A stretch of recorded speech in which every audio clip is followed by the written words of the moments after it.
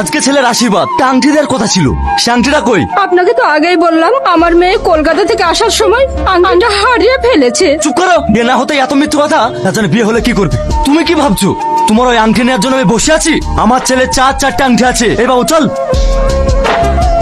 যারা সামান্য একটা আংটির জন্য বিয়ে ভেঙে চলে যেতে পারে, তাদের বাড়িতে আমি সংসার করবো কি করে?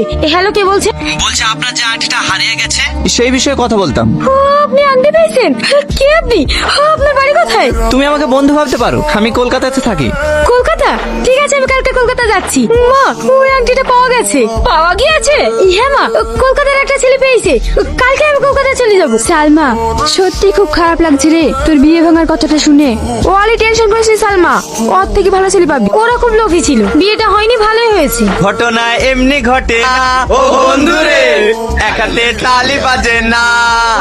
এই, তুই সবসময় পিছনে লাগিস কেন বলতো? আমি কি তোর পিছনে লাগতে যাই? তুই আমার পেছনে লাগিস নি? সেদিন একটা লুকিয়ে সিগারেট খেয়েছিলাম বলি তুই প্রিন্সিপালকে বলে আমাকে অপমান করিস নি? তুই যা কলেজে করি বেড়াস, তোকে কলেজ থেকে ঘাট ধাক্কা দিয়ে বের করে দেওয়া দরকার। তুমি কলেজে কিছু করো না, তুমি মনে হয় ধোয়া তুলসী পাতা। এই সালমা, ওইসব আবল তাবল ছেলেদের সাথে ঝগড়া করিস নি তো। চ।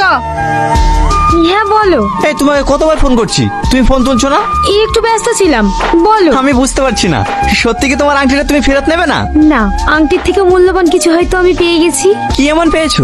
যেদিন তোমার সঙ্গে আমার দেখা হবে সেদিন বলবো।